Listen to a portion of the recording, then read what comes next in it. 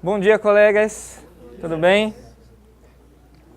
Hoje é um tópico muito esperado por muitos de vocês, que é investimento, aí joga uma responsabilidade maior ainda, né?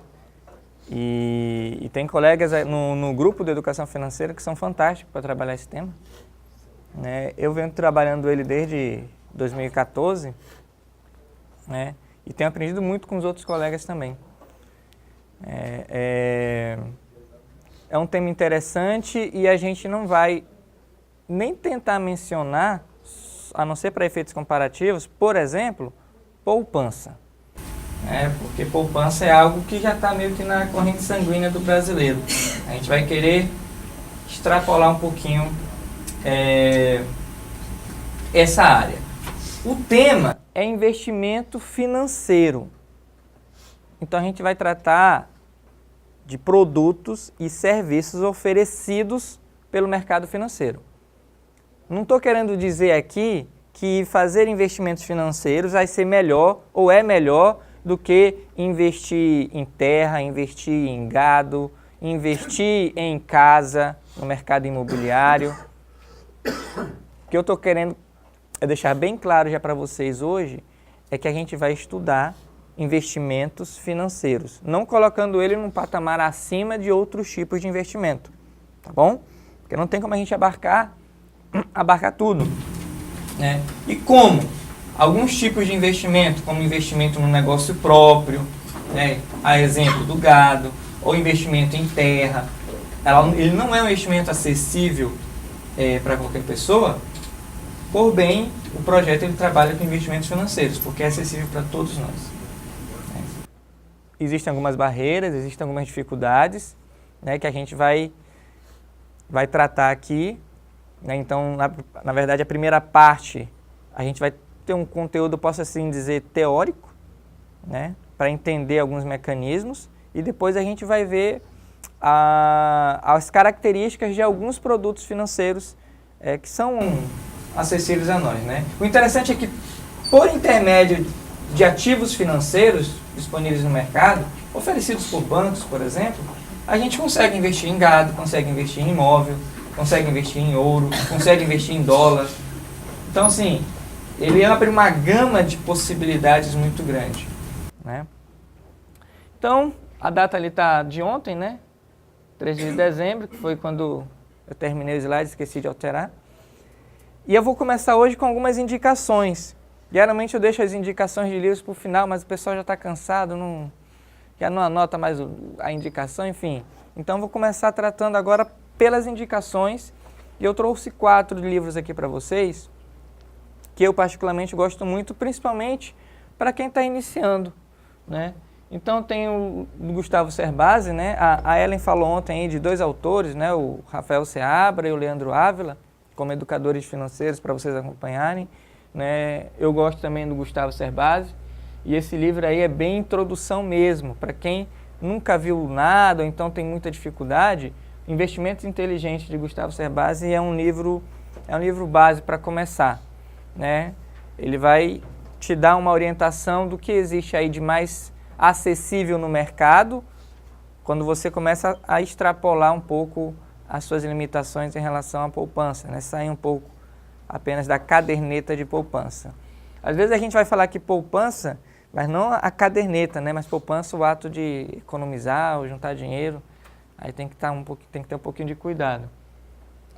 Aí tem o livro do James Pardot, que é Os Princípios de Investimento de Warren Buffett. O Warren Buffett é o cara um dos mais ricos do mundo, né? É um mega investidor, construiu a sua fortuna só no mercado acionário. Ele é dono de uma corretora nos Estados Unidos. E o livro ele começa a quebrar alguns paradigmas, inclusive que o Gustavo Cerbasi traz. Esse negócio, por exemplo, né, de você distribuir bem seus investimentos, né, para não colocar todos os ovos na mesma cesta, né, que senão se a cesta cai, todos os ovos se quebram, aí o cara coloca em 2 cestas, ele tropeça e cai do mesmo jeito, vai quebrar, não tem jeito. Então ele começa a trazer alguns outros padrões fora do mundo ortodoxo, né? Eu diria que são padrões mais heterodoxos. E é interessante para você começar a ampliar mais a sua visão. Né? O Gustavo Cerbasi, ele dá a base, né, que é o que todo mundo fala, né, mas o Warren Buffett, ele começa a tratar da seguinte situação. Tá, mas se você fizer o que todo mundo está fazendo, você vai conseguir só os resultados que todo mundo consegue. Então, o que a gente vai fazer de diferente, né, para poder ganhar dinheiro, se essa é a sua intenção? Você quer só manter o seu padrão de vida, tal, manter o seu poder de compra? Beleza, vamos seguir ali as orientações do primeiro livro. Você quer ganhar dinheiro com esse negócio? Então, aí a gente parte para o segundo, parte para o terceiro e se inspira no quarto. Porque o terceiro livro é Os Axiomas de Zurique, de Max Gutter, é um suíço, né? E ele até começa o livro falando, pô, a Suíça, ela não tem terra boa para plantar essas coisas, né? Ela não tem a indústria, a não ser a do relógio, né? Ela é um país em si pobre de recursos, mas ao mesmo tempo é um dos países mais ricos do continente europeu, né? E aí o que explica isso? Ele fala, são as pessoas. São as pessoas que explicam essa riqueza da Suíça. E aí ele trabalha alguns pontos que ele aprendeu com o pai dele sobre como investir em ações. Né? Então, assim, para quem quer entrar nessa área, é um livro muito bacana de dicas mesmo, né? De dicas comportamentais, né? Que você pode aproveitar para poder se blindar. Porque o mercado acionário ele é tão simples, é só comprar por um preço e vender por um outro maior. É só isso. Né? Bom dia, David.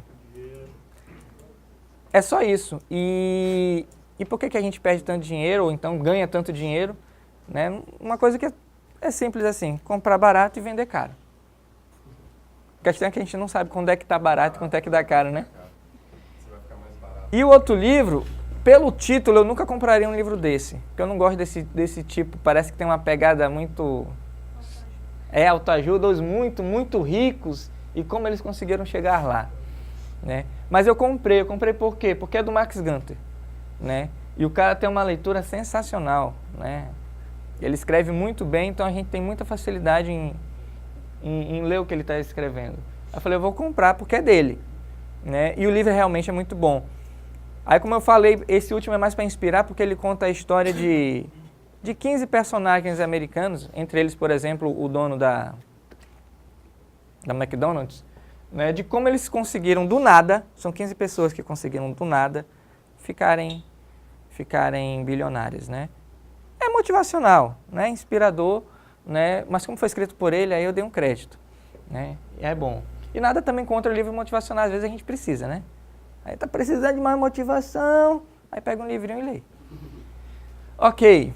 Alguns sites também de interesse, o da BMF Bovespa, né, o da Cidadania Financeira, tesouro.fazenda.gov, Portal do Investidor, Vida e Dinheiro. São alguns sites que nesses sites você tem material bom, de linguagem acessível, né, com vídeos tutoriais. A gente vai entrar em dois deles aqui hoje. A gente vai entrar na Bovespa, a gente vai entrar no Tesouro Fazenda, a gente vai fazer algumas simulações, né, para tentar dar um pouco de prática para a nossa oficina hoje, tá ok?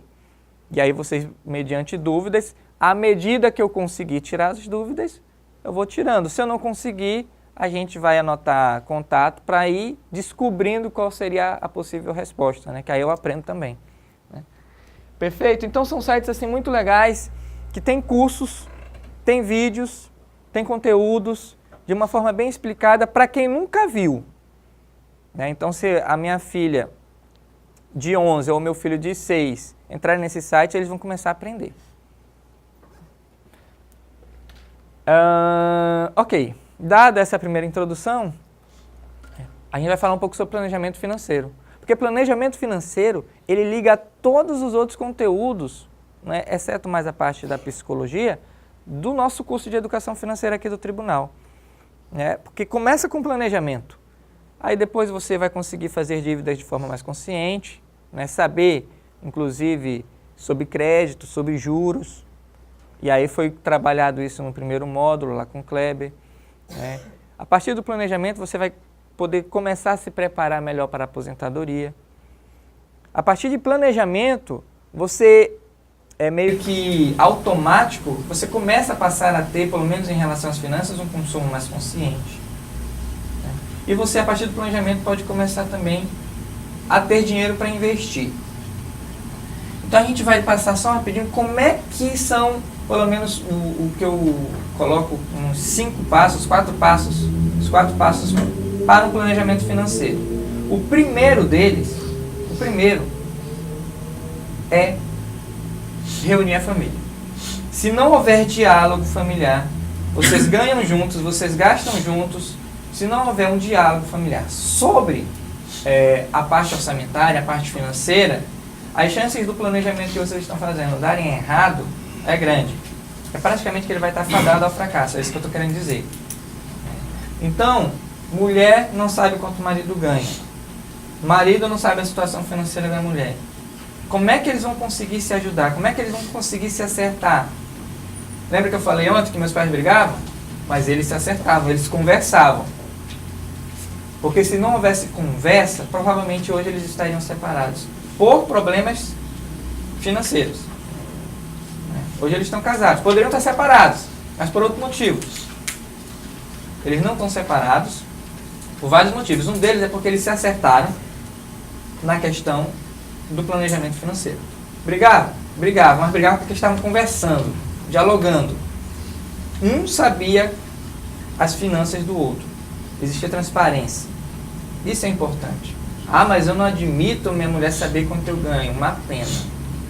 Uma pena. Não estou dizendo que vai dar fracasso. Estou dizendo que a possibilidade de dar fracasso é grande. Inclusive no matrimônio. A gente tem situações de colega que ele está numa situação muito complicada. Mas a esposa não sabe. Como é que ela vai conseguir ajudá-lo? Por exemplo, se ela não tem renda, né? Como é que ela vai conseguir ajudá-lo freando os gastos? Ela não sabe que a situação dela está ruim. Ela não sabe. Então, como é que, por exemplo, ela vai conseguir, ela vai fazer por onde economizar nas compras do mercado? Não vai. Economizar nas compras pessoais dela mesmo? Não vai.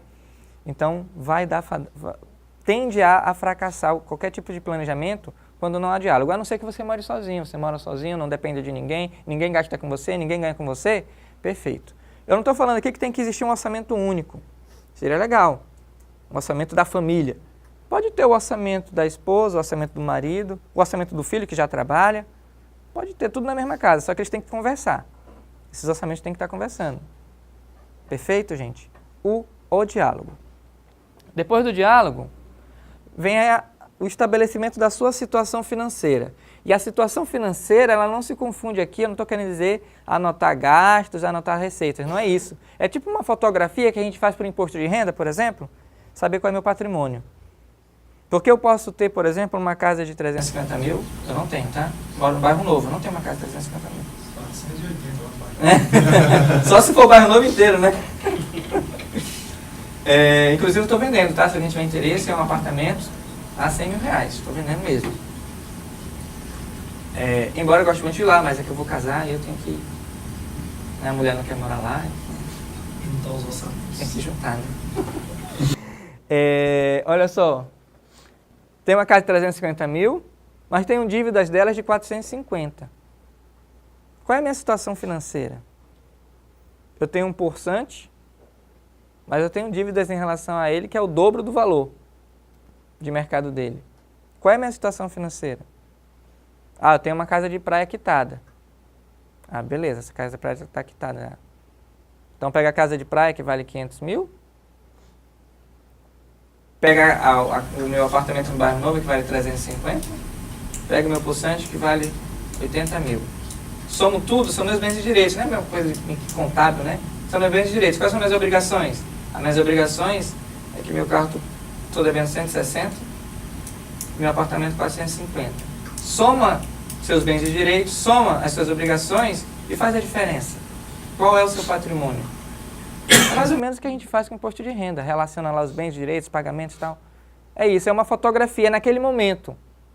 É um ponto específico, naquela data. Essa é a sua situação financeira. Quanto é que eu tenho em conta corrente? Quanto é que eu tenho em investimentos? Quanto é que hoje qual é o saldo devedor da minha dívida? Soma todos os seus bens e direitos, soma todas as suas obrigações e coteja. Faz a diferença entre elas. É positiva ou negativa? Geralmente pode dar negativo, não tem problema. Você só precisa estar ciente de qual é a sua situação. Né? Às vezes a gente pensa que a nossa situação é essa daqui, ó. Aí vai fazer as contas, coloca na ponta do lápis, que a gente faz muita conta mental. Cuidado com as contas mentais. Elas erram geralmente, elas não são matemáticas. Aí o resultado na verdade é esse. Ou então o cara pensa que tem esse resultado, e na verdade quando ele vai apurar é esse. Ou então acha que é esse, e na verdade é esse. Ou então acha que é esse, que a gente acha, não, estou na pindaíba, não sei o que, acha que é esse. E aí não, pode ser um desses daqui. Eu não estou tão mal assim. Como é que a gente vai descobrir? Só fazendo. O imposto de renda já meio que ajuda nesse sentido, né? Então, se você fizer um imposto de renda certinho, né, você, pelo menos uma vez por ano, você sabe da sua situação financeira.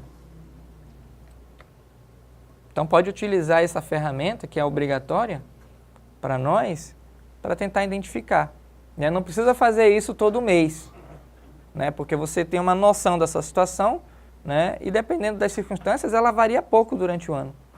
Né? Então, por exemplo, fazer uma vez por ano, uma vez a cada 6 meses, para você ter noção de como é que está a sua situação, eu acho válido. E registrar, né? Eu sou economista, eu gosto de gráfico, né?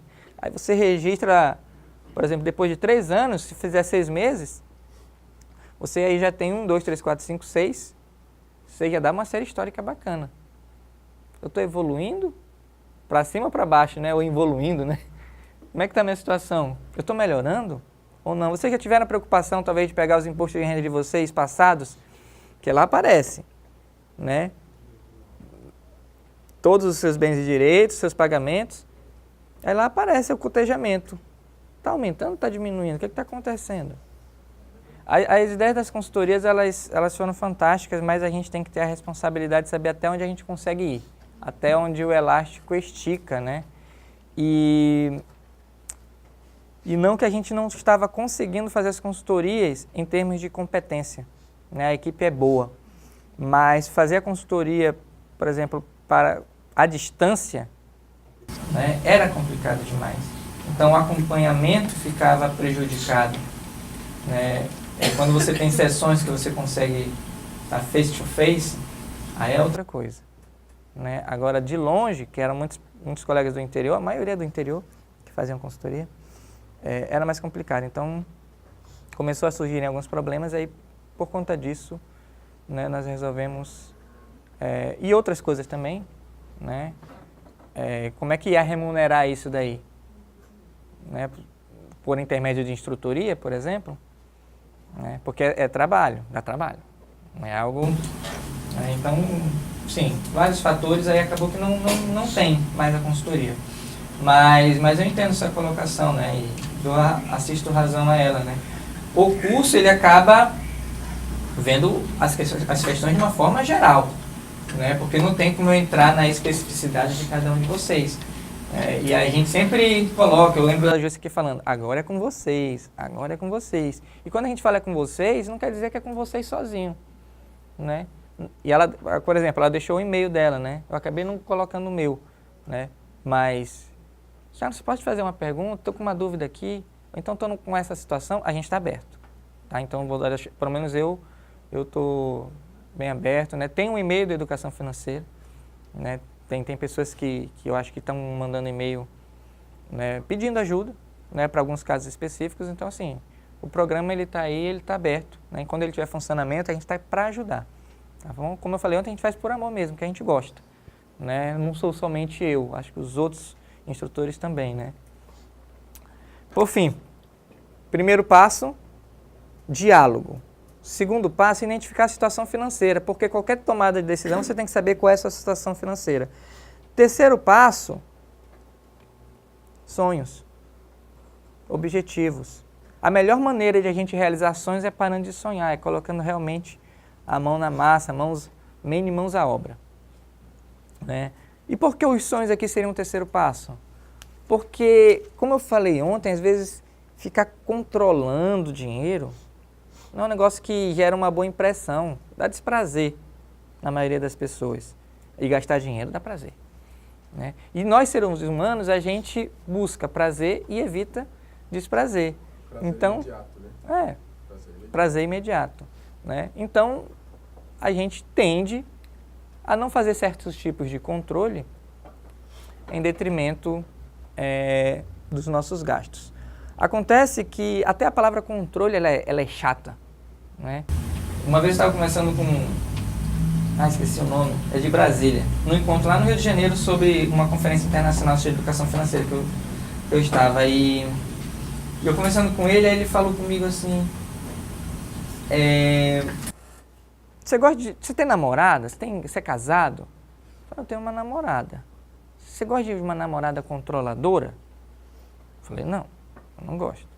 Pois é, você gosta de uma namorada cuidadora, que cuida de você? Opa! Aí sim.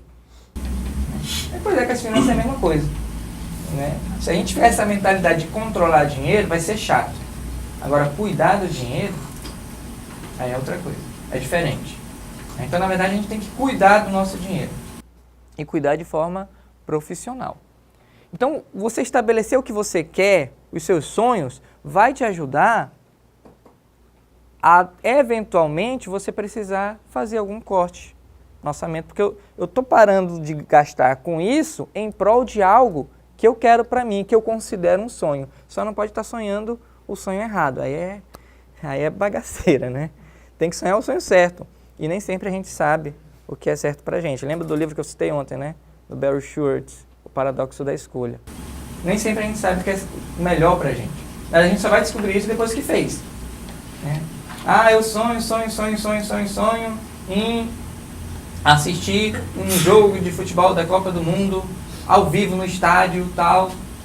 Aí o cara foi assistir o jogo, foi um 0x0 murcho. Gastei 15 mil reais para isso e na verdade não era o que eu pensava. Eu gosto mesmo é de beisebol. O cara estava sonhando o sonho errado. Despendeu recurso financeiro, tempo, esforço, desgaste. Um sonho errado. Então a gente tem que sonhar o sonho certo, estabelecer quais são os nossos sonhos, né? E a maioria deles, querendo ou não, dependem de dinheiro. Sempre brincar, né?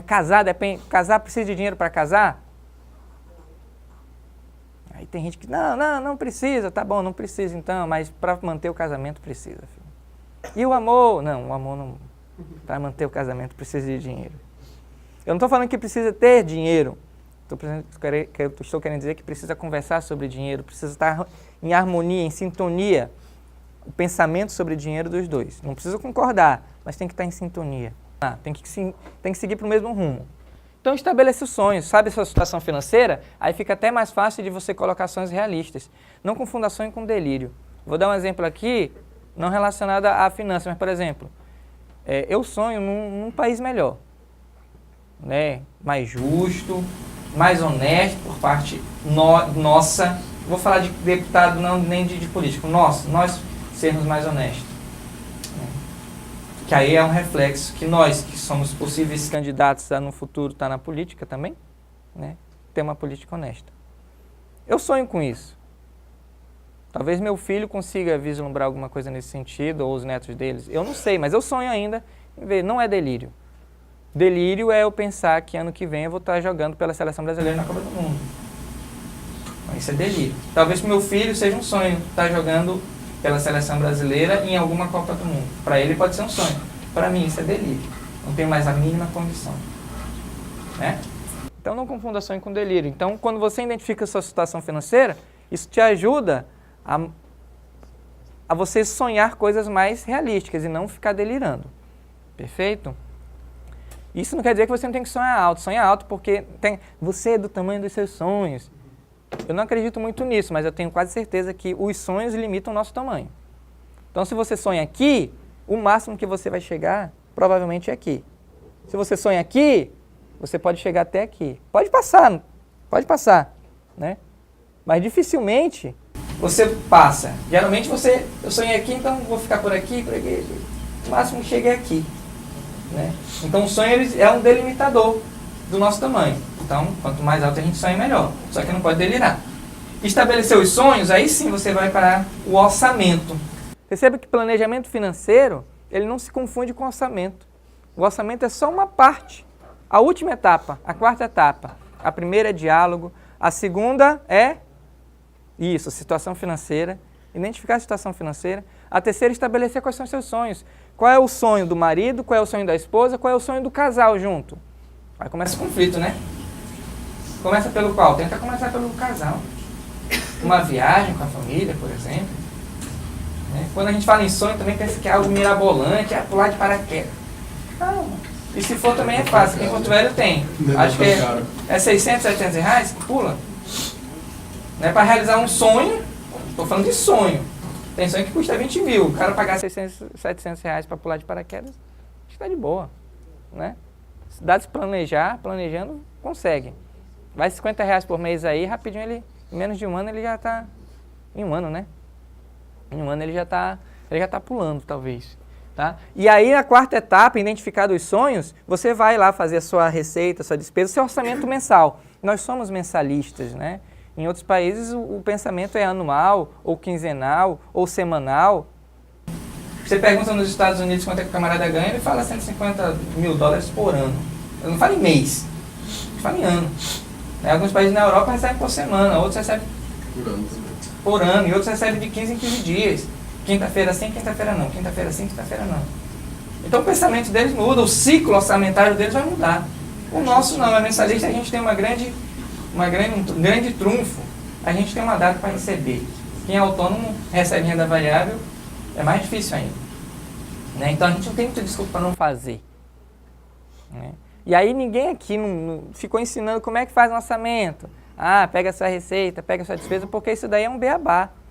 Isso daí, intuitivamente, a gente sabe que tem que somar as receitas. No nosso caso é basicamente uma, tem gente que tem mais. Né? Somar as despesas, categorizar essas despesas em contas, né? Conta de alimentação, conta de lazer, conta de saúde, conta de transporte, por exemplo. Isso aí é muito flexível, não existe uma regra rígida. Né? E ver se está batendo. Eu sempre falo, tem que bater, tem que zerar. O total das minhas receitas e o total das minhas despesas tem que serem iguais. Não, a receita tem que ser maior. Não, a receita não tem que ser maior. Eu estou orçando, eu estou planejando, tem que ser igual. Se a receita for maior, quer dizer que tem uma parte de recursos que não está sendo planejada. Eu tenho que planejar tudo. Se eu estou identificando que vai sobrar dinheiro, olha só. Opa, então isso daqui eu vou fazer uma festa, vou fazer um churrasco, eu vou guardar, eu vou guardar mais para o meu sonho, eu vou colocar uma reserva de emergência. Aí eu dou uma destinação para ele. Os sonhos no orçamento, eles entram como despesa. Se eles precisam de dinheiro para serem realizados. Né? Então a primeira coisa que você vai fazer é atender seu sonho. É guardar o dinheiro para ele. E aí você vai guardar o dinheiro para o seu sonho. Dependendo de quanto tempo você previu para realizar esse sonho, e qual é o tamanho dele, de quanto de recurso financeiro ele vai necessitar, aí você vai estabelecer, eu preciso guardar tantos por mês. Beleza, 300 reais por mês para realizar esse meu sonho, de forma planejada, sem precisar de crédito. Ok, vou guardar 300 reais por mês durante 2 anos. Aonde que eu vou guardar esse dinheiro? Embaixo do meu colchão, na poupança, num CDB, numa LCI? Dá para investir em ações? Talvez um título público? Aí é que a gente vai ver hoje. Vocês entenderam como está ligado ao planejamento? Sim. Que legal. Que essa era a intenção, fazer esse link. Né? Então a gente precisa ter um planejamento sólido para poder realizar nossos sonhos. E investimento financeiro vai ajudar nisso. Não é para acumular dinheiro, ficar um tio Patinhas nadando em um monte de moeda de ouro. Mas se tiver uma piscina de ouro também não é nada mal, né? Agora, mas é para realizações. A gente está aqui para isso. A gente está aqui para ser feliz, para realizações, né? Teve em outro evento que eu participei, acho que foi um seminário de tendências mundiais em educação financeira. E, cara, o pessoal lá estava falando, as pessoas mais felizes, elas tendem a ter mais dívidas e tal. Meio que criticando, falei, pô, mas os caras estão felizes. Ele está conseguindo pagar a dívida dele? Tá, beleza. Agora, se ele não está conseguindo pagar a dívida dele e esse atraso na dívida está tirando um pouco da felicidade, alguma coisa precisa ser trabalhada aí. Né? Mas diz que os estudos científicos, né, as pessoas mais expansivas, tal, são mais felizes, mas gastam mais. Qual é o problema de gastar mais se você pode gastar mais? Não tem problema nenhum. Churrascaria. Não tem problema nenhum gastar mais se você pode gastar mais. O problema é quando gastar mais começa a gerar uma dor de cabeça. Aí a sua eventual felicidade está sendo prejudicada. Aí a gente tem que trabalhar isso daí para tentar maximizar toda a nossa satisfação. Economia, ela tenta isso, né? Nossas necessidades, elas são ilimitadas. Nossos recursos são escassos. Então o que a gente faz? Aloca da melhor forma possível, mais eficiente possível nossos recursos para tentar maximizar a nossa satisfação. Legal, né? Vamos fazer economia, gente, comigo? Não, né? Perfeito. Feita essa linkagem, aí vamos aqui então para 6 questões iniciais sobre investimentos que você precisa saber, né? E uma já vai até em contraponto ao que o colega Eudésio, né? Eudésio falou. Vamos ver aqui. Não existe o melhor investimento. E as pessoas geralmente me perguntam, ou eu vejo elas perguntando para outras pessoas, né? E aí, qual é o melhor investimento? Onde é melhor investir? Se houvesse um melhor investimento, só existiria aquele, né? Os outros são ruins, ora. Não tem razão de existir outros investimentos se aquele é o melhor. Então, todo mundo investiria só naquele. Não existe essa história de melhor investimento de forma bruta, genérica. Existe o melhor investimento para cada um de vocês. Talvez o melhor investimento para o nosso colega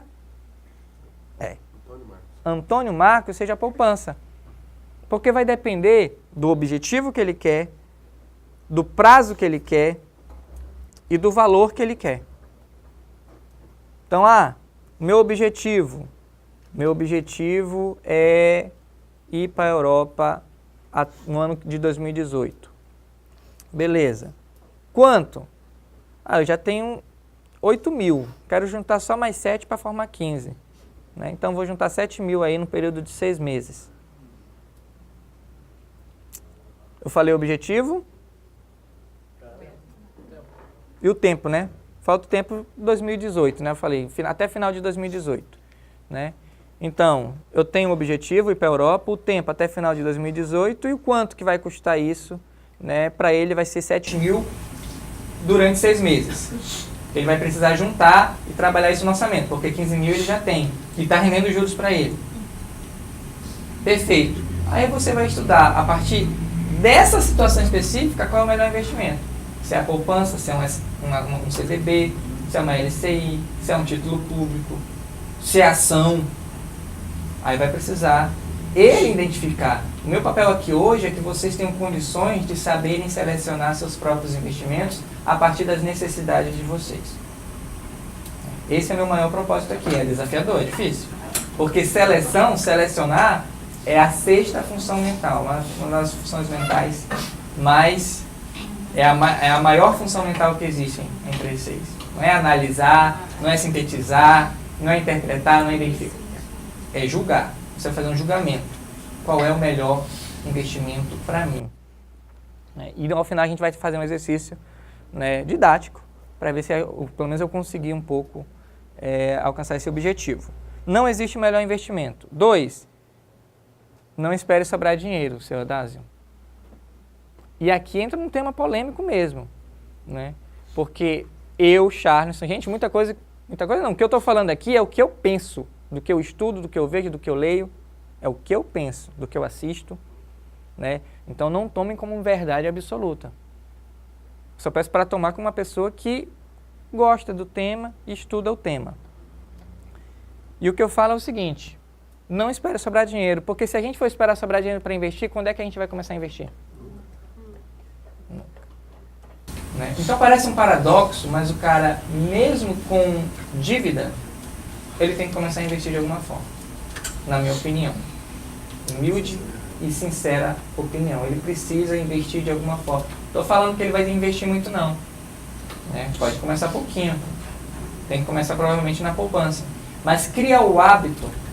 Né? Porque a partir do momento que você começa a zerar suas dívidas, se você não tem algum tipo de investimento, provavelmente você vai fazer outra dívida. intercorrências, emergências, despesas inesperadas acontecem quase que todo mês na nossa vida. Eu recebo a agenda do meu filho, festinha de aniversário. Meu Deus do céu, tem semana que tem 3. Meu pai é eterno. Eu já fico desesperado. Né? É despesa inesperada, eu não esperava aquilo. Né? Vai ter que comprar o presente, né, do aniversariante e tal. Né? Então, assim, aí isso se repete durante o ano todo. Né? Meu Deus, como esse pessoal faz aniversário. Esse menino já fez aniversário esse ano, eu falei pra ele. Ele já fez. Ele tá de graça comigo. Né? Ou o cara recebe o convite, vem ser padrinho do meu casamento. Não, obrigado. Obrigado. Eu vou estar viajando nessa época, não dá, né? Não, brincadeiras à parte, mas é mais ou menos por aí. Antes era uma honra, né? O cara receber um convite desses. Hoje o cara já veio, pelo amor de Deus. Padrinha tem que dar um vestido, botar o terno. Não, independente da mulher, não, eu vou em São Paulo, amor. Vou em São Paulo comprar minha roupa. Aí, hã? E o presente, né? O padrinho sempre dá o mais caro. Pois é, né? Então, melhor, não, vou estar viajando, né? Não vou estar na cidade essa época. Puxa vida. Coincidência. Me sinto honrado, mas não espero sobrar dinheiro. 3, tenha um objetivo em mente. Gente, se a gente ficar investindo sem objetividade, a chance de a gente pegar aquele dinheiro para usar para outra coisa é enorme, é grande.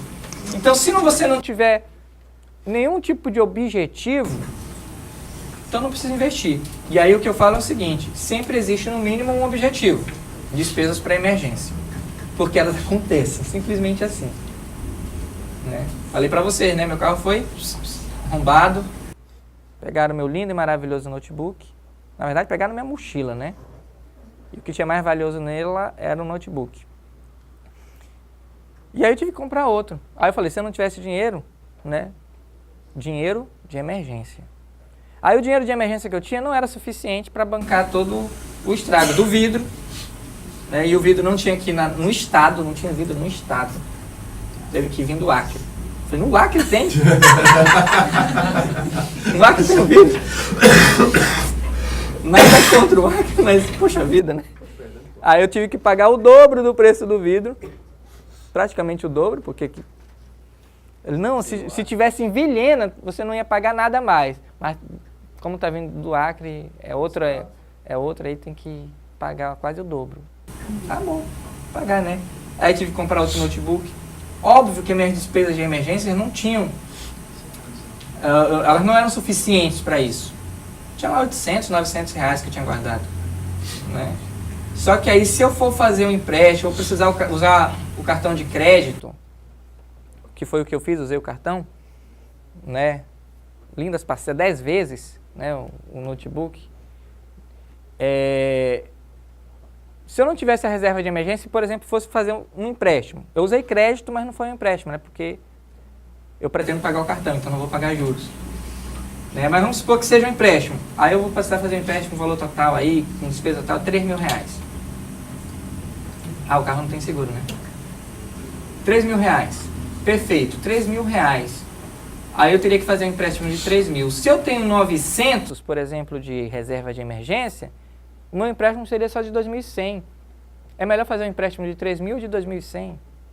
Entendeu? Então, vale a pena. Vai guardando alguma coisa em investimentos para reserva. E essa reserva de emergência tem que estar em ações?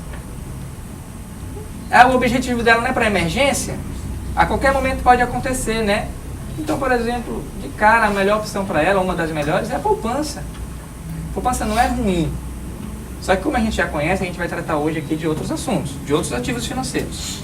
Mas tem um objetivo em mente, porque se você está guardando dinheiro aonde for, não importa o produto financeiro, se ele não tem um objetivo vinculado a ele, você pode gastar ele de qualquer forma, não planejada. 4, tem um horizonte de tempo, ou seja, tem que ter o objetivo, tem que ter o horizonte, e a natureza do teu objetivo é que vai te dar esse horizonte. Né? Até quando que eu preciso guardar esse dinheiro? De eterno? Não, vou ter que utilizar ele em algum momento, né? A não ser que seja para reserva de emergência, por exemplo, que aí quando acontecer. Mas geralmente acontece quase sempre, né? Aí prejudica. Então, assim, e defina limite para perdas e ganhos. É isso daqui principalmente para quem tá no mercado acionário. Né? Você fica tipo uma barata tonta, você não sabe para onde vai. Né? Alguns de vocês devem investir em ação, né? E talvez já tenham sentido isso.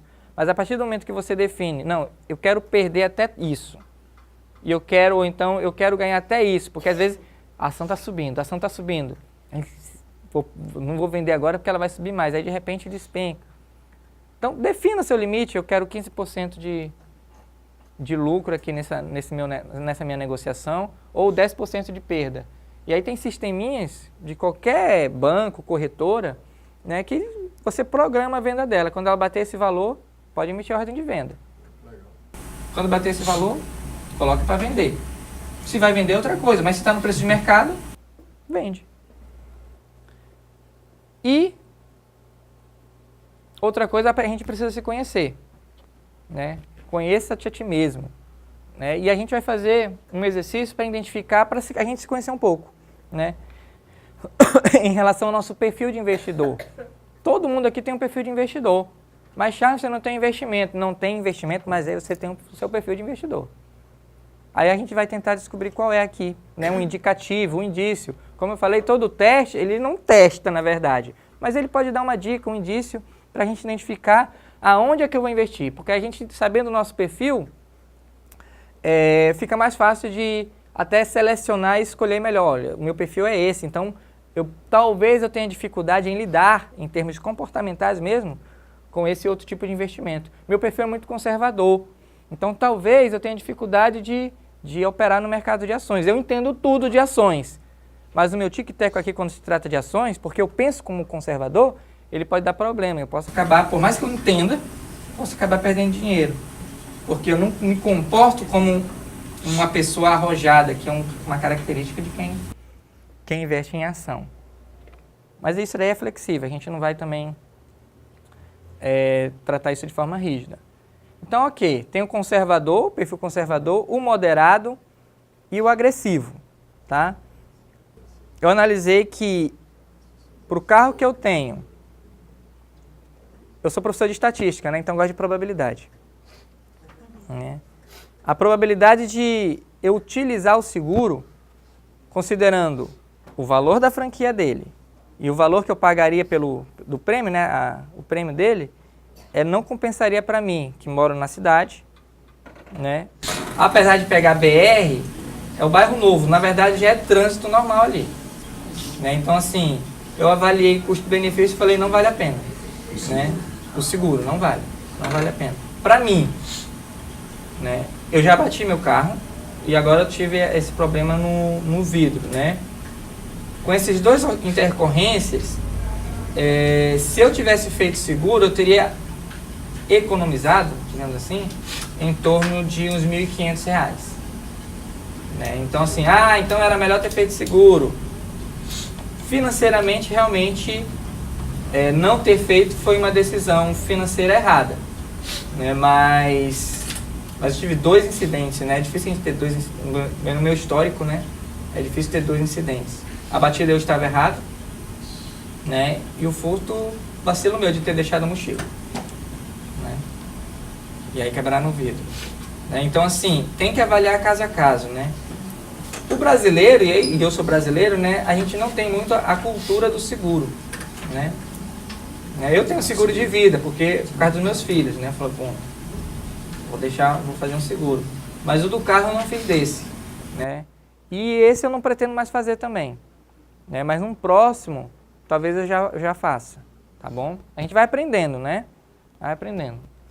Com a batida, né? Eu fiquei meio que satisfeito, porque, poxa, se eu tivesse seguro, eu teria pago mais, tendo seguro, considerando franquia, o prêmio que eu paguei tudinho, né? Do que se eu não tivesse. Só que aí depois veio essa aí, acabou que o seguro compensava. Né? Porque também tem a franquia de pagar o vidro, enfim. Né? Depende muito do seguro. Eu quero trabalhar o que cada perfil desse, conservador, moderado, agressivo, significa na verdade. Né? E geralmente, a gente faz uma forçação de barra aqui e associa esses perfis à tolerância do investidor ao risco. Então, o perfil conservador, a gente chama muito do cara que tem aversão ao risco. O perfil moderado é aquele cara que é indiferente ao risco. E o perfil agressivo é o cara que tem tendência ao risco. Agora, o que é um perfil conservador que tem aversão ao risco? É o cara que não quer correr risco, será? A ideia que dá é essa, mas não é isso. Não é o cara que tem aversão a risco, não quer dizer que ele não quer correr risco, porque risco todos nós corremos, querendo ou não.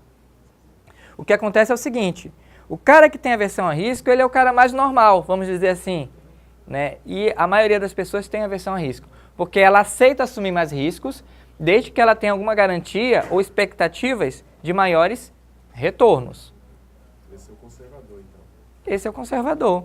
Não, tudo bem, eu topo esse risco aí, mas o meu retorno vai ser maior, vai ser proporcional a esse risco? Se for, perfeito. É normal, né? Os outros também são normais, tá? A tendência seria o agressivo, né? Mas não. O agressivo, que tem a tendência ao risco, ele topa aceitar um maior risco, mesmo sabendo, né? E aceitando menores retornos. Como assim? Existe essa pessoa? Existe e ela habita em cada um de nós. Em cada um de nós. Porque independentemente do resultado de vocês, de um perfil, né? A gente não é só aquele perfil. Nós somos conservadores, nós somos moderados e nós somos agressivos. Agora, o que predomina, pelo menos hoje, foi esse daí, segundo esse teste. Esse é o que está predominando. Mas a gente tende a mudar. Geralmente, quando a gente é mais novo, a gente quer arriscar mais na vida. É a época. Aí vai ficando mais adulto, vai ficando mais velho e a tendência é você se tornar mais conservador, né? Não dá tempo mais de perder tanto dinheiro, por exemplo. Então, a gente vai mudando o nosso perfil ao longo do tempo, né? Então, o perfil conservador, que tem aversão ao risco, é aquele cara que aceita correr mais risco, mas ele também exige maiores retornos. O cara que é tendente ao risco, ele aceita correr mais risco e praticamente ele exige ter menor retorno. Que coisa maluca. Quer um exemplo? Olha só, tem um filme muito bom, eu não estou com o filme aqui, né, que é o Dinheiro Nunca Dorme, Wall Street, O Dinheiro Nunca Dorme, né? Com Michael Douglas, né? É um filme muito legal. E tem uma cena do filme, né, que... Vou contar rapidinho aqui, só um trechinho do filme. Né? O cara, ele é um magnata do mercado financeiro, né? Ele ficou preso, o primeiro filme, que é da década de 80, ele termina preso, porque ele comete os crimes lá de colarinho branco. Ele termina preso. E ele passa aí 20 anos na cadeia. E a filha dele nunca foi visitá-lo. Né? A filha dele tem vergonha dele e tal. E aí ele sai, só que ele deixou no nome dela, né, protegido, numa offshore, 100 milhões de dólares. Ou seja, aqueles caras que vai preso, mas continua rico porque não devolve o dinheiro, né? Tem alguns exemplos aqui no país, será, hein? Só que ele deixou no nome dela, né? Quando ela era criancinha ainda. E aí, quando ele saiu da cadeia, ele tenta uma reaproximação com a filha e tal. Né? A filha sabe desse dinheiro, só que ela nunca quis saber do dinheiro em si, né? Ela sabe da existência do dinheiro, sabe que está no nome dela, né? E ela tem um namorado que é um rapazinho novinho, ambicioso, né? Mas de bom coração, né? E o pai tenta envolvê-la, tal, né? Sempre no intuito de tentar recuperar o dinheiro, na verdade. E até que ele consegue manipular o namorado dela, né, de uma forma que ele consegue o dinheiro de volta, né? E aí ele vai embora, vai para Londres, sai dos Estados Unidos, o pai dela, né? E transforma aqueles 100 milhões, em 6 meses ele transforma em 1,1 bilhão de dólares. O cara é bom. E aí a namorada, né, a filha dele, fica com raiva do namorado, porque, poxa, você foi manipulado, eu falei pra você não cair na lábia dele, que ele tem muita lábia e tal, e eles acabam rompendo o noivado e tal. Aí o namorado dela, eu vou fazer um ato heróico, eu vou lá em Londres e vou negociar com ele, né? E aí ele vai no escritório do cara, né, aí, você por aqui, né, que coisa boa, né? Aí ele vai seguir e pede, cara, você transformou aqueles 100 milhões em 1,1 bilhão, devolve pelo menos para ela os 100 milhões. Só isso. Né? Aí ele disse que não ia devolver, não sei o quê, cada um chora do jeito que quer. E aí o namorado da menina fala, né? Você pode ter todo o dinheiro, mas você nunca vai ser rico.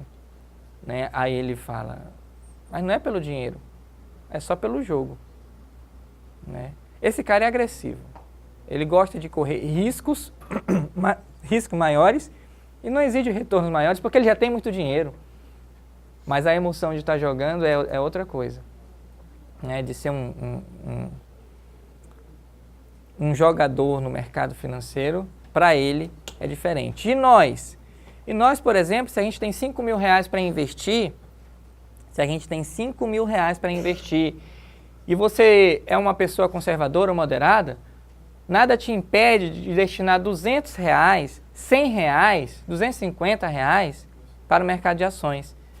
Eu vou destinar essa pequena fatia para experimentar, para saber como é que é. Você está disposto a perder aquele dinheiro. Você está disposto. Porque você joga, se eu perder, tudo bem, não vai fazer tanta diferença. Que eu estou ganhando aqui nesses investimentos que eu tenho mais conforto em estar com eles. Então você está sendo agressivo nesse sentido também. Né? Você está correndo maior risco e não está exigindo maior retorno. Né? Se perder, beleza, eu aceito, tranquilo, não vou exigir maior retorno para o meu dinheiro para esses 200, 300 reais, porque no mercado de ação você entra com 30, 20 reais, você está investindo em ação.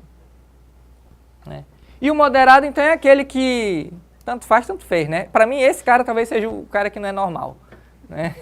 Porque ele aceita correr mais risco, tanto faz, tanto fez, não sei o que lá, né? Então, mais ou menos são essas as características. O resultado, vocês viram, são esses daí, né? Quem fez até 28 pontos tem um perfil conservador, entre 29 a 52 é o moderado e acima de 52 é o agressivo, né? E aí é vocês com vocês mesmos aí, se aceitam o resultado, se não aceitam o resultado, né? Lembrando, isso daqui, predominantemente, você é um desses perfis hoje, né? Não é normal, né? Mas olha só, por exemplo, um exemplo do moderado que é normal. O cara ele tem um objetivo. O objetivo de rentabilidade dele é de 15% ao ano. Ele quer fazer o dinheiro dele render 15% ao ano.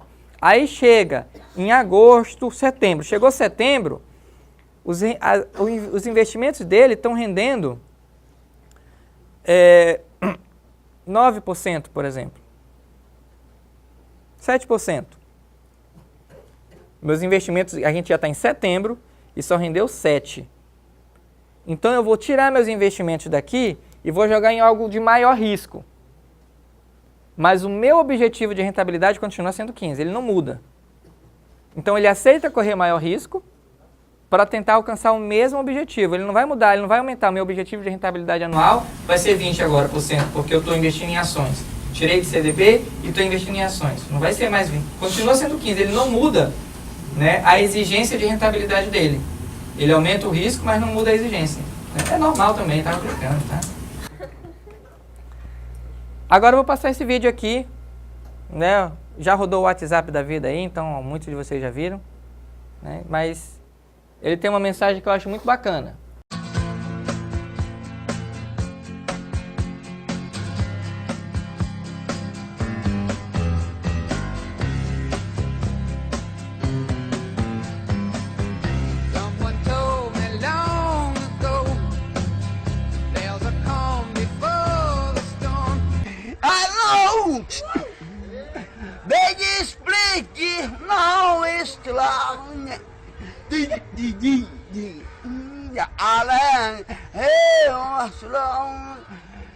You will not explain, say, no. Big fake, now explode. I know. Eu explain. I just slow, explain. Beleza. Esse vídeo é um talento, né? É um talento. Ele tem uma mensagem interessante, né? Que a gente começa com a banda oficial, cantando Free Dance, e depois esse camarada. Quando foi pra ele, alguns de vocês riram. Quando foi pra ele, alguns de vocês riram, né? Porque é engraçado, né? A gente, principalmente quem assiste a primeira vez assim, eu ri bastante. E eu fiquei imaginando, cara, é engraçado, mas alguém pagaria pra ir no show dele? Provavelmente não, né? A gente pagaria pro show da banda profissional, da banda oficial, ou qualquer outro cantor bom que cantasse essa música. E nos nossos investimentos, a gente precisa trabalhar de forma profissional, porque senão vão dar risada da gente. E o pior é que quando a gente mesmo ri chorando por dentro das besteiras que a gente faz, né? E tratar de forma profissional vai exigir alguma coisa de vocês. Vai exigir que vocês procurem saber quais são as melhores opções de investimentos para vocês. Aqui a gente vai dar um panorama, né? Vou entrar em sites, tal, mostrar alguma coisa, aonde pesquisar, como fazer. Agora fazer os cursos, assistir os vídeos, fazer as leituras para saber mais, é com vocês, não vai ser comigo, né? A Ellen foi muito boazinha, ela trouxe texto e leu com vocês. Eu não vou fazer isso. Não vou. Porque não adianta nada para mim, nesse tema de investimento, ficar lendo e assistindo os vídeos com vocês. Não adianta. Olha, tem esse vídeo aqui, como investir no Tesouro Direto. Está disponível na internet, é só assistir. Precisa de uma ação interna de vocês. Precisa. Se não houver isso, esquece, vocês vão continuar investindo onde sempre vocês investem. Quando investem? Né? Na poupança. Com alguma raridade aqui, mas geralmente é na poupança que a gente investe. Eu já falei, não tem problema não investir na poupança, mas às vezes existem outras opções melhores, dependendo do seu objetivo, do prazo do seu sonho e do montante que você precisa para realizá-lo. Existe esse tripé que envolve qualquer tipo de investimento, não só investimento financeiro, né, mas investimento no negócio próprio, em gado, em leilão, em mercado imobiliário, em ouro, né, que é o da liquidez, rentabilidade e segurança. O da segurança, ele está totalmente vinculado a risco, né? Quanto maior a segurança do investimento, menor é o seu risco. E sobre risco a gente já tratou aqui, né? Quando falamos agora há pouco dos perfis de investidores. Então tem o risco de aversão, tem o risco de tolerância e tem o risco agressivo. Ok, agora sobre rentabilidade e liquidez. Eles caminham juntos, né? Quanto maior o risco, tende a ser maior rentabilidade. Tende, né? Para investimentos de maior risco, eu imagino uma maior rentabilidade. Um negócio próprio é um investimento de maior risco que tem. Você investe muitos recursos seus ou de terceiros naquele empreendimento. Mas ele pode ser muito rentável, né? É mais arriscado você abrir um negócio do que investir em ação, por exemplo. E tem gente que tem medo de investir em ação e abre um negócio, mas sem saber disso. Mas é mais arriscado. É óbvio que o que acontece mas eu não conheço o mercado de ação e eu conheço do meu negócio aqui, porque é um negócio familiar, e agora estou saindo para o meu. Beleza, esses são fatores que realmente fazem a diferença. Mas em tese, para quem não conhece nem o mercado de ação e nem o negócio próprio, investir em negócio próprio é algo muito mais arriscado do que investir em ações. Rentabilidade, a gente sempre tem que pensar em objetivo. A gente tem que ter objetivo de rentabilidade. Eu quero ganhar tanto, né? Se eu ganhar mais, melhor. Se eu ganhar próximo ao tanto, já não estou satisfeito assim. Meu objetivo é esse. É ter esse objetivo e verificar as possibilidades de você reavaliá-lo, né? Mas não ficar que nem uma barata tonta mudando conforme muda o cenário do mercado. Não é esse o objetivo, senão você vai ser simplesmente uma barata tonta e vai começar a perder dinheiro. E liquidez, ela tem a ver com rentabilidade. À medida que ativos mais líquidos, ou seja, ativos que você consegue transformar ele em dinheiro mais rápido, eles têm menor rentabilidade, são mais baratos e têm menor rentabilidade. Então, por exemplo, poupança é um ativo super líquido. Você transforma em dinheiro rapidinho, na verdade ela é praticamente o próprio dinheiro, né? É só sacar e pronto. Um CDB, por exemplo, ele pode ter um prazo de carência de 6 meses. Então a liquidez dele já é mediana. Um apartamento não é um ativo muito líquido, é mais difícil de vender. A ação é um ativo líquido, né? Você, geralmente, como é um mercado muito movimentado, você coloca ela para vender, 5 minutos depois está vendido. A não ser que você está colocando um preço que não está condizente com o que está sendo praticado no mercado, né?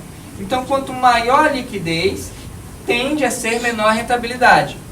E quanto menor a liquidez, quanto menos difícil for de vender, transformar em dinheiro, a rentabilidade tenta ser maior. Isso não impede de você encontrar no mercado coisas que têm baixa liquidez e baixa rentabilidade.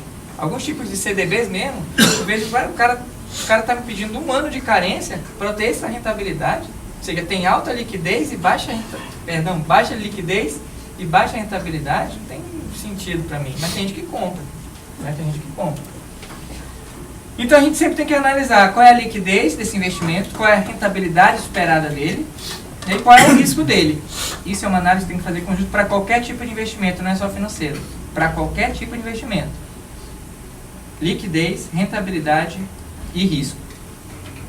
É fácil fazer isso? De certa forma, dependendo, se for investimentos financeiros, é mais fácil, porque os graus de risco e as rentabilidades e a própria liquidez, elas já são informações que aparecem no prospecto do investimento, né? Os bancos já trabalham isso e as corretoras também, né? Então já ajuda nesse sentido.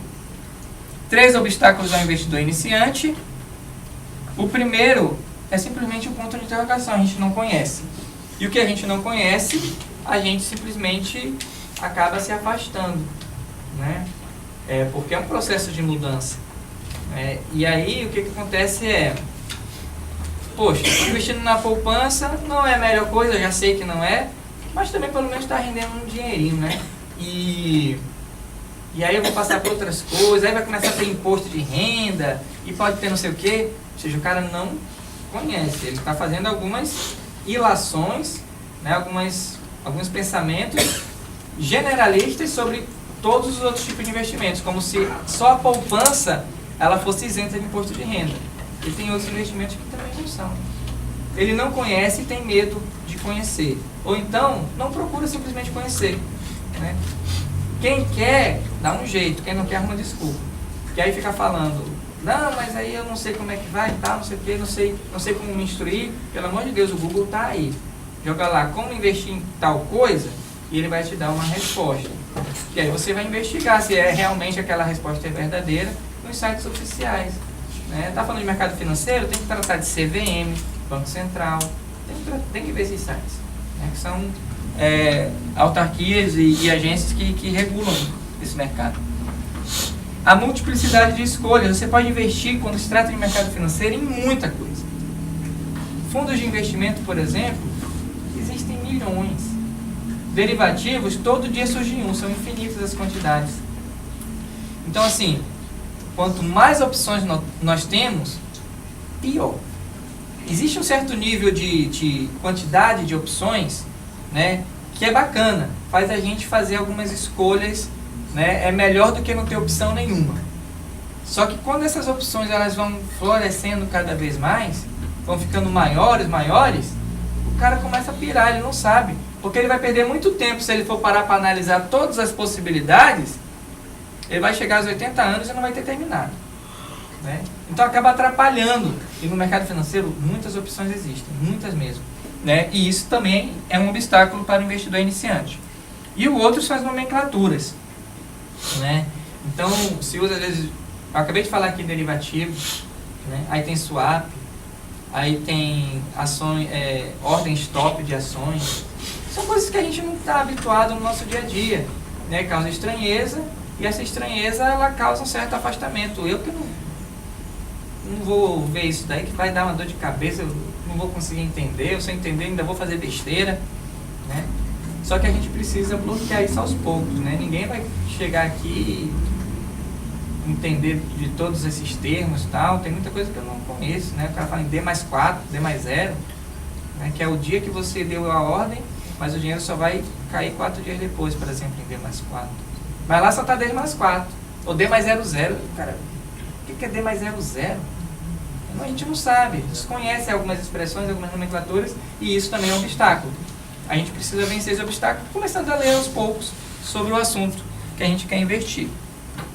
E agora sim, a gente vai falar então sobre né, os investimentos financeiros. Aqui eu trouxe alguns exemplos de investimentos gerais, né, em imóveis, agricultura, ouro, negócio próprio, em aplicações, leilões, pecuárias. Então assim, está tudo meio que misturado. Quando a gente investe no mercado financeiro, a gente pode investir em tudo isso aqui, só que através de ativos financeiros, não diretamente no negócio do leilão ou no negócio da agropecuária. Para começar, as aplicações financeiras elas se dividem em duas grandes áreas: renda variável e renda fixa. Renda variável e renda fixa. O que seria uma renda fixa? O que seria uma renda fixa? Você. Desculpa. O que seria uma renda fixa? Aqui ninguém tá para acertar não, tá? A gente tá para... É que uma renda é fixa, né? É isso? É uma renda fixa. O que seria uma renda fixa? Seu valor inicial. Valor inicial? Invariável? Oi? Invariável. Invariável. O valor inicial não vai variar, né? O valor inicial não vai variar. Você já sabe como vai ser. Você já sabe como vai ser? Já sabe como vai ser o quê? Você já investe mais ou menos sabendo como vai ser. Ele foi o que mais se aproximou. Ele falou, você já sabe como vai ser. Alguma coisa, né? Alguma coisa. Então, a partir do momento que existe uma regra de rentabilidade, a gente está falando de renda fixa. Poupança, tem uma regra de rentabilidade? Tem, 0,5% mais TR, se a taxa Selic for acima de tanto, né? Ou muda se a taxa Selic for abaixo. Tem uma regra. Tem regra, é renda fixa. Fundos de investimento é uma polêmica, né? Mas fundos de investimento, em tese, eles não têm nenhum tipo de regramento para a sua rentabilidade. Se não tem regra, eles são renda variável. Mas existe fundo que fala assim, é um fundo de investimento em renda fixa. Quer dizer que a aplicação daquele fundo é em renda fixa. Mas a remuneração, a rentabilidade do fundo em si, né, não é. Vou explicar isso com um exemplo daqui a pouco. Perfeito? Então, renda variável, não existe regra de rentabilidade. Renda fixa, existe uma regra. E a renda fixa pode ser pré-fixada ou pós-fixada. A pré-fixada é quando o cara fala que existe, ele vai ser remunerado por essa taxa de juros. E a pós-fixada, aí tem um indexador. Exemplo. Um título público com um investimento de R$1.000 durante 12 meses que paga uma taxa de 10%. Então eu chego, compro um título, pago R$1.000. Daqui a um ano, eu sei que eu vou ser remunerado em 10%. Não estou falando aqui vai ser descontado imposto de renda, não. Vamos facilitar as coisas por enquanto, tá? Então, se eu tenho um título público que diz, eu vou te remunerar a 10% ao ano, e eu fico com ele 3 anos, então no primeiro ano foi remunerado a 10%, no segundo ano foi remunerado a 10%, e no terceiro ano também foi remunerado a 10% do montante que eu tinha. Isso é pré-fixado. Eu já sei, quando eu aplico o dinheiro, não só qual é a regra de rentabilidade, mas eu já sei qual vai ser minha rentabilidade. Eu já consigo calcular hoje a rentabilidade que eu vou ter depois de 3 anos. Agora, no pós-fixado, eu não consigo. Exemplo, um título público com investimento de R$1.000 também, durante 12 meses, ele vai pagar uma taxa de juros de 6%, mais a inflação medida pelo IPCA.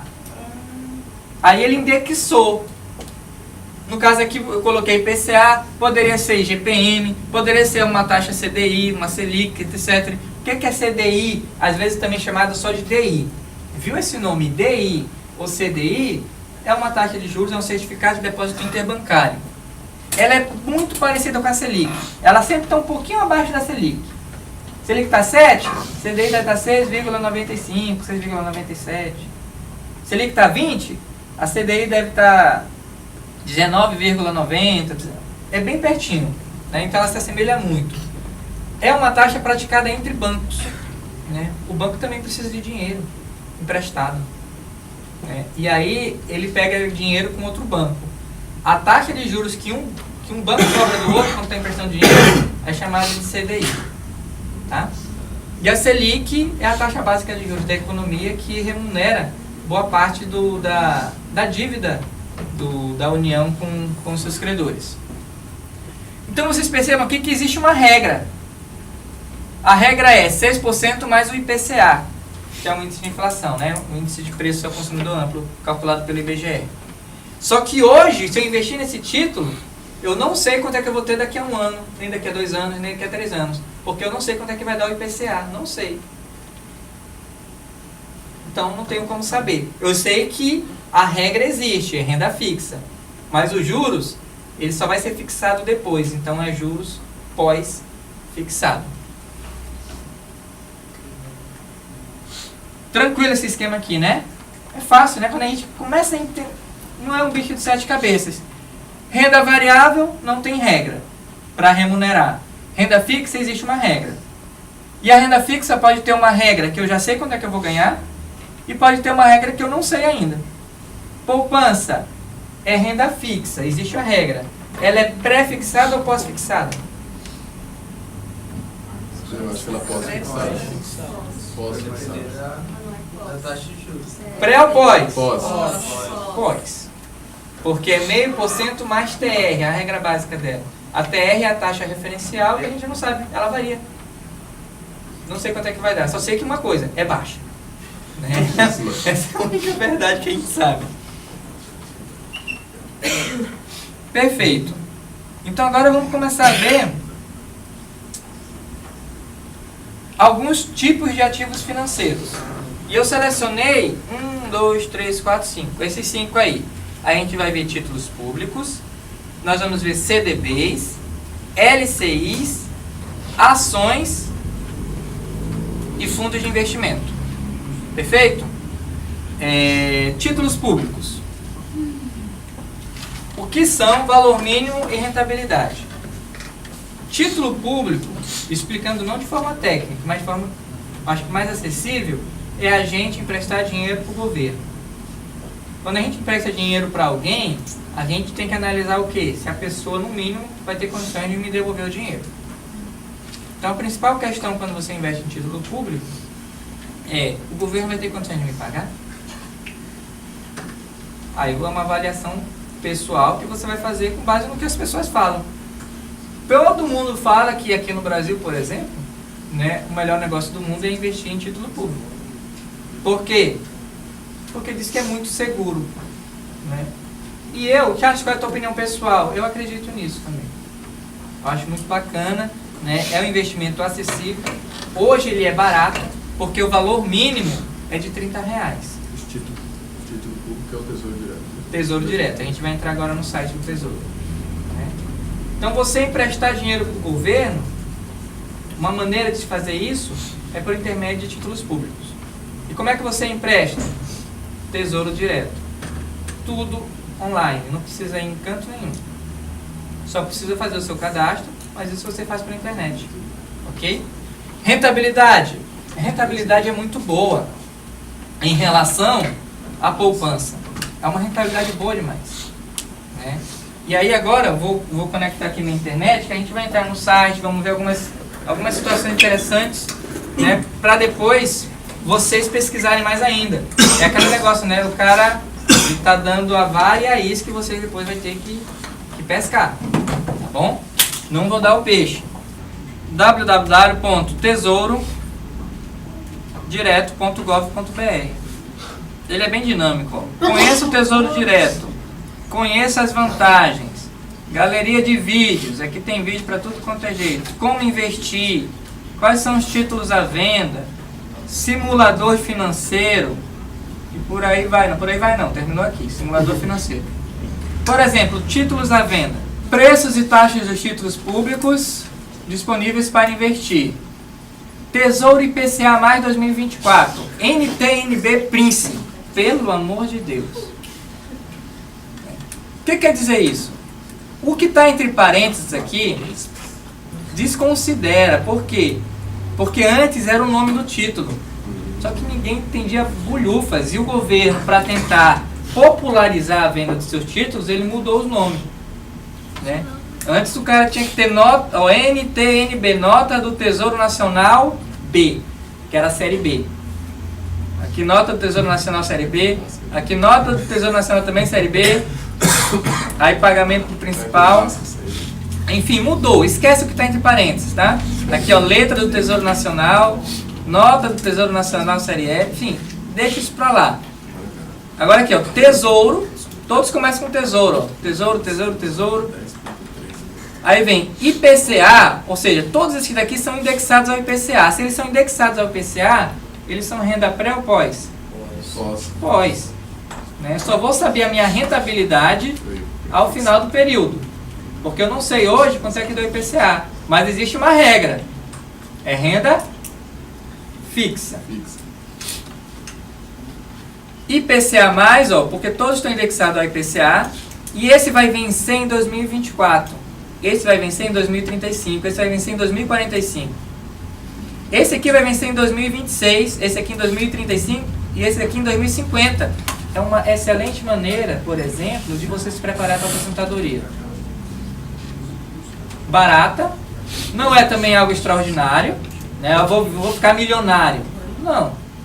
Mas para nós, seres comuns, é uma excelente maneira de escapar da poupança. E você tem rentabilidade, você sempre vai ter o seu poder de compra protegido. Porque você sempre vai ter o índice de inflação mais alguma taxa de juros. Porque quando fala aqui Tesouro IPCA+, quer dizer que ele vai te remunerar pelo IPCA mais uma taxa de juros. Que taxa de juros? Olha aqui. 5,43% ao ano. Não estou dizendo que é algo fantástico, mas a poupança ela te remunera ao ano 6,17% mais alguma coisinha. Não chega a 7%. Título público é um bicho muito legal, porque... Deixa eu falar em pé, né? Porque é renda fixa. Existe uma regra, mas a regra só é válida se você ficar com ele até 15/8/2050. Se você vender antes, aconteceu uma emergência, uma urgência, eu quero vender meu título. Você vai estar sujeito às condições de mercado. Não quer dizer que você vai estar recebendo uma remuneração menor. Você pode estar recebendo uma remuneração maior. Então o que acontece? Charles, existem os títulos que são pós-fixado, como esse daqui. E aqui, ó, são exemplos de título pré-fixado. Ele não está vinculado a IPCA, a nada. Ele vai até 2020 e ele vai remunerar a taxa de 8,26 por ano. E aí o que acontece? Qual eu devo escolher, Charles? Um pós-fixado ou um pré-fixado? Aí eu falo para vocês. O pós-fixado, ele é mais seguro em tese. Por quê? Porque você acompanha o que está acontecendo. Vou forçar um pouco a barra aqui, tá? O que está acontecendo no mercado. Né? Você, no mínimo, vai ter o seu poder de compra sempre preservado. É um pouco mais arriscado você investir em pós-fixado. Isso não quer dizer que é ruim. Né? Eu tenho título pós-fixado que quando eu comprei, pré-fixado, quando eu comprei, a Selic ela estava, acho que 15%, 14%. Né? Então o meu título estava rendendo aí, sei lá, uns 8%, 9% por ano. Foi quando eu comprei a contratação dele. Não lembro, tá, gente? Estou chutando aqui o valor. Só que hoje a Selic está a 7%, então os títulos eles estão pagando menos. Mas eu estou com um título que ele está me remunerando acima do que está o mercado hoje. Né? Então, nesse ponto, se eu quiser vendê-lo hoje, ele vai estar mais valorizado. Mais uma vez, não vou falar dados reais, tá? Porque eu não lembro. Selic estava na época que eu comprei a 14%. Aí vamos supor que meu título estava remunerando a 10%. Eles estavam vendendo título a 10% por ano de remuneração. Só que hoje a Selic está a 7%. Os títulos hoje, então vamos supor, estão a 5%, sei lá, 6%. Só que o meu tem um título que está remunerando a 10 e hoje estão vendendo títulos que estão remunerando a 6. O meu título está mais valorizado, então ele tende, se eu quiser vender hoje, aí ele está, na verdade, remunerando a mais que isso. A remuneração dele acaba sendo maior, né? Quer segurança total? Pós-fixado. Você vai acompanhar o mercado. Se as taxas de inflação estão altas, você vai receber mais. Olha só que legal, né? A gente não gosta muito de inflação. Mas a partir do momento que a gente passa a ser investidor, ela passa a ser um negócio legal. Interessante. Quanto maior, melhor. Quando você seleciona um título que paga juros semestrais, quer dizer que uma vez no semestre, eu não lembro o mês agora, acho que é março e setembro, que os juros que você conseguiu acumular, eles são depositados na sua conta. Isso tem basicamente duas notícias. Uma, você fica com uma renda semestral, dependendo, tem gente que tem 500 mil, 1 milhão aplicado, então rende uns juros bacanas por semestre, né? Só que você perde o poder de acumular capital, porque quando você deixa os juros lá no bolo, fica juros sobre juros, né? É opcional isso. É opcional, não é que é opcional. Depois que você seleciona esse aqui, ele vai te pagar juros semestrais. Perfeito, gente? Então aqui explicada a situação de juros semestrais. Esse daqui, ó, Tesouro Selic 2023. Quando é que ele vai vencer? Em 2023. Olha a taxa de juros dele aqui, ó. Nada, ele só pega a Selic. Se a Selic for 20%, é 20%. Se a Selic for 7%, vai ser 7%. Se a Selic for 15%, vai ser 15% essa remuneração. Ele é pré ou pós? Pós. Ele é pós. E vai remunerar o que a Selic remunera. Sem inflação?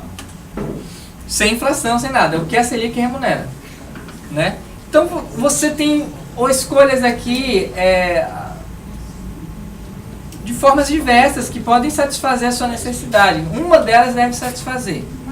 CDBs, aí depois vem LCIs e tá, okay. Vamos trabalhar então CDBs e LCIs e fundos de investimento. Aí ações a gente vê depois. A gente trabalha numa tacada só tudo isso. CDB, título público, eu falei que é emprestar dinheiro para o governo, né? CDB é emprestar dinheiro para o banco. Mas não é o banco que empresta dinheiro para a gente, sim, mas ele tem que pegar e emprestar de alguém, né? Então, aí, quando a gente compra um CDB, a gente está comprando um título, não do governo, mas de algum banco. Pode ser do Banco do Brasil, pode ser do Banco Itaú, pode ser do Banco Bradesco, pode ser de uma corretora, corretoras podem emitir CDBs. É um certificado de depósito bancário, o significado da sigla, certificado de depósito bancário. Então é isso que são CDBs. A tributação, aí já incide imposto de renda, né? Só que você não precisa se preocupar em calcular imposto, isso é feito pelo banco. Quando você recebe os seus juros, já recebe líquido, o principal mais os juros, descontado eventuais taxas e descontos. A gente vai ter um momento aqui que a gente vai falar só sobre tributação, tá? De uma forma simples, vou mostrar quais são os tributos que incidem, tá? Para a gente ter conhecimento, né, do que está pagando e do que não está. A rentabilidade, ela é baixa, né, não é muito alta, mas já é melhor do que a poupança. Mesmo pagando imposto de renda, ela fica muitas vezes, nem sempre, mas muitas vezes, melhor que a poupança. Vai depender muito do CDB, porque a remuneração de um CDB, ela é algo mais ou menos assim. Eu vou pagar 100% da taxa CDI. Lembram da taxa CDI? Que é o certificado de depósito interbancário, é a taxa de juros que um banco cobra do outro quando eles ficam emprestando dinheiro mutuamente, né? Então, se a CDI for de 14%, o CDB vai render 14% ao ano. Se a CDI for de 6%, o CDB vai render 6% ao ano. Ele está pagando 100% da taxa CDI, ou está pagando 90% da taxa CDI, ou paga 80% da taxa CDI, ou paga 120% da taxa CDI. Então, geralmente, CDB está vinculado à taxa CDI, em algum percentual, né? Quando paga 120% da taxa CDI, o cara, pô, por que eu vou comprar um CDB, vou adquirir uma CDB que paga 80% da CDI, se eu posso adquirir uma CDB que está pagando 120% da taxa CDI? Por quê? Por que existe essa diferença, hein? O senhor está aí para falar, né? Fala aí. Por que os títulos do Tesouro Americano rendem 0,1% ao ano e as pessoas compram os títulos do Tesouro Americano e não compram tantos títulos do Tesouro aqui nacional? Porque nossos títulos rendem o quê? Selic, aí 7%, às vezes inflação mais uma taxa de juros vai render 8%, 9% ao ano. E tem um título que rende só 0,1% e as pessoas compram Pela segurança. pela segurança. Então o Banco do Brasil ele se dá o luxo de oferecer CDBs, por exemplo, a 80% do CDI. Agora corretoras, elas têm que ter um atrativo. Então elas oferecem 100%, às vezes 120%. No Black Friday, estava 120% do CDI, tinha corretora ofertando. No Black Friday, né? Ou seja, ao invés de você gastar o consumo, você vai estar gastando em investimento. Legal, né? A ideia? Né? Teve outra que é a Verius, o pessoal da Verius eu conheço. Conheço assim, né? Que já assisti eles palestrando e tal.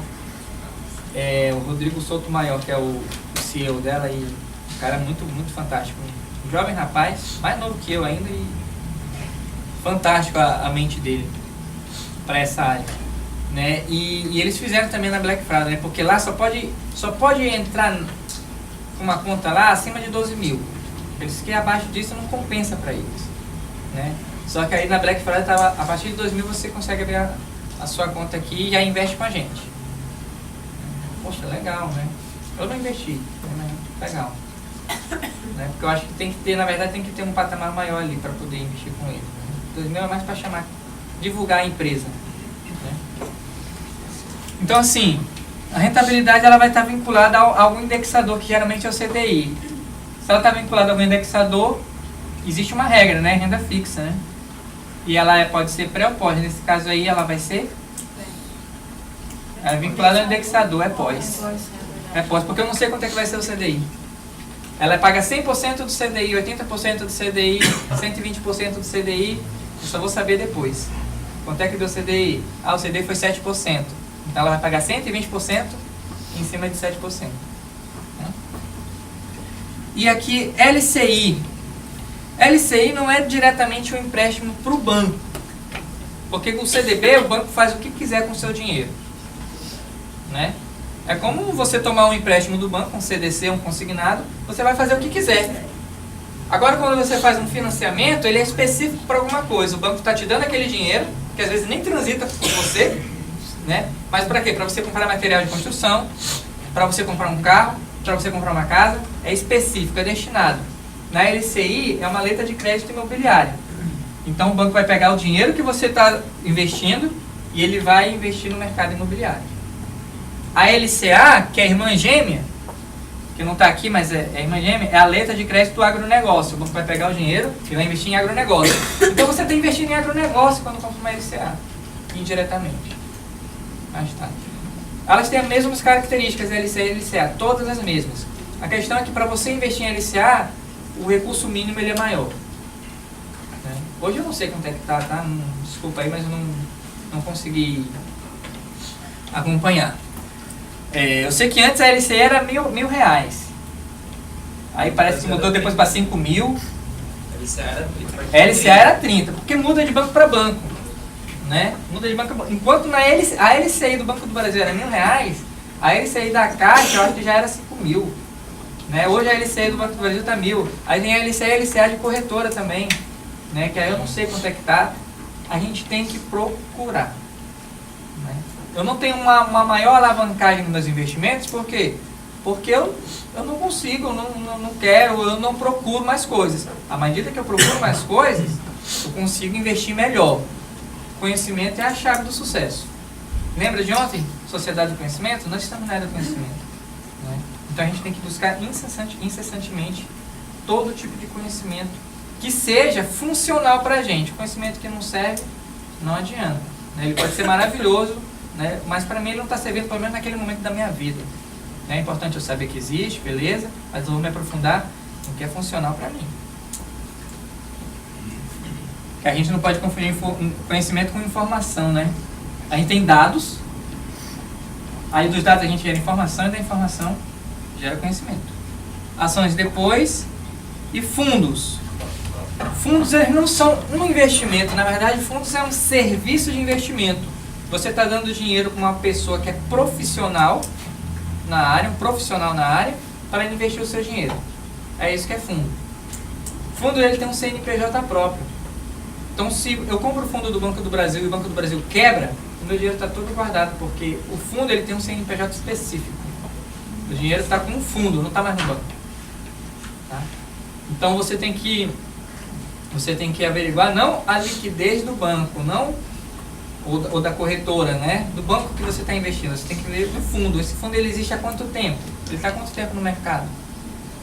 Né? Qual é o volume que ele negocia? Qual é o volume do patrimônio líquido? Essas informações estão nos sites. Né? E a gente vai entrar aqui também para verificar onde é que a gente acha tal. Como eu trabalho com o Banco do Brasil, a gente vai ver pelo Banco do Brasil, tá bom? Mas isso é a mesma coisa que precisa ser procurada no Bradesco, no Itaú, enfim, nos bancos de vocês. Tá? A tributação do fundo, ela também tem imposto de renda, né? E o imposto de renda, ele geralmente ele é cobrado quando você resgata, né? No caso de fundos, não. Ele é cobrado uma vez por semestre. É o tal que a gente chama de come-cotas, né? Porque aí você perde essa rentabilidade, acaba perdendo poder de acumulação de capital. Então, uma vez a cada 6 meses, o leão vai lá e tributa você num percentual específico, a gente vai ver depois as tabelas, né, sobre o valor da sua rentabilidade, não é o valor total, né, sobre a rentabilidade. Eu esqueci de dizer aqui que LCE, LCA, LCI e LCA, voltando aqui, né, a letra de crédito imobiliário, a letra de crédito do agronegócio, elas são isentas, totalmente isentas de imposto de renda e qualquer outro tipo de taxa. Isento. Assim como o CDB, ele não é isento de imposto de renda, mas ele é isento de taxa administrativa, geralmente. Porque não tem sentido eu estar emprestando dinheiro para o banco e ele ainda me cobrar uma taxa sobre isso, né? Mas tem banco que cobra. Então a gente tem que ficar ligado, tem que ter atenção. Quais são os custos administrativos e quais são os tributos que estão envolvidos nessa minha aplicação. Ah, prefiro ficar na poupança que não tem isso. Perfeito, fica na poupança e fica nas mesmas condições que você sempre teve. A gente precisa, como a gente está conversando aqui desde o começo, galgar novos horizontes. Então, não entendo. Por que não entende? Se eu consigo entender e eu sou meio besta, imagine você. Você consegue, com muito mais facilidade. Se eu conseguir, né? Então, olha só, tem que parar com esse pensamento aqui de que, falou de tributos, custo administrativo, taxa não sei do que. Assusta no começo. Lembra que a gente viu um obstáculo, né? Nomenclatura, muitas opções, a própria ponto de interrogação, eu não sei como é que funciona, mas aos poucos perguntando daquele parente que sabe mais, aquele amigo no trabalho que já investe, frequentando aqui o curso como vocês estão fazendo. Muitos de vocês se matricularam no curso pensando nisso. Pô, eles vão falar sobre investimento lá, então vai ser legal. Ou um colega meu já participou do curso e ele falou que tem um módulo lá de investimento. Então parabéns para vocês que estão aqui. Porque tem gente que simplesmente fala no curso de educação financeira do tribunal e não dá crédito nenhum. Eu acho que o curso tem valor. Não é porque eu estou aqui como instrutor representando, né, o curso em si, mas eu acho um curso bom. É um tema, claro, que me agrada, né, mas eu acho que a gente gera um resultado positivo para vocês. Só que o nível desse resultado, ele vai depender muito, não mais da gente, mas é de vocês. Perfeito? Essa LCI e LCA podem render mais do que o Tesouro, então? A LCI e a LCA ela fica meio que para e passo às vezes, né? Porque ela ganha no sentido de que ela não tenha o imposto de renda. Então a rentabilidade líquida, quando a gente compara, elas podem ficar bem parecidas. Então pode acontecer de a LCI ser maior. A LCI e a LCA, assim como o CDB, rendem sempre um percentual do CDI, geralmente o CDI. Então a LCI é a mesma coisa, 80% do CDI, 90% do CDI, tá bom? Esqueci de falar, obrigado aí que eu acabei lembrando. E aí, como ela não tem imposto de renda, ela é isenta que nem a poupança, então acaba que às vezes na rentabilidade líquida, ela fica muito parecida às vezes com um título público também. Que tem. Título público tem imposto, vocês viram lá, né, que eu mostrei aquele quadro lá. Tem todos os impostos, os custos, né? E eu vou receber só o líquido. Lá era 1.296, desconta tudo. Hoje, se eu vender, é 1.240. Né? Então, aí tem R$56 aí de tributos, imposto e tal. E mesmo assim, ainda é negócio. Mesmo assim, ainda é negócio. Né? O resgate, professor, essa LCI e LCA tá no... É porque a LCI e LCA, vou te falar do exemplo do Banco do Brasil. Né? Você aplica também pelo banco e resgata, pediu o resgate hoje está na conta. Hoje está na conta. A LCI, ela tem um prazo de carência, 90 dias. Então, por 90 dias, você não pode mexer naquele dinheiro. É um prazo de carência dela. Mas depois de 90 dias, está livre. Perfeito? LCA também deve ter um prazo de carência, mas eu não recordo aqui qual é. Ok. E os fundos, já falei, são serviços de investimento. Existem vários tipos de fundo. Fundo, ele não tem uma regra fixa, então ele é renda variável. Tecnicamente falando, o fundo é renda variável. Só que quando você aplica em alguns fundos, ele fala, eu só vou aplicar em renda fixa. Aí a gente fala que é um fundo de renda fixa. Só que a renda do fundo em si, que são as cotas, né? Como se fosse uma cooperativa, não tem cotas? Né? Você compra cotas do fundo. Né? Ah, eu tenho 30 cotas, a cota está valendo R$1. Se amanhã estiver valendo R$1,20, você tem uma valorização dessas cotas em 20%. Tá? Então, mas o que vai definir se ela está valendo R$1, R$1,20, R$1,05, 90 centavos? É o mercado. É a maneira como o administrador do fundo, o administrador profissional, está fazendo a gestão do seu dinheiro.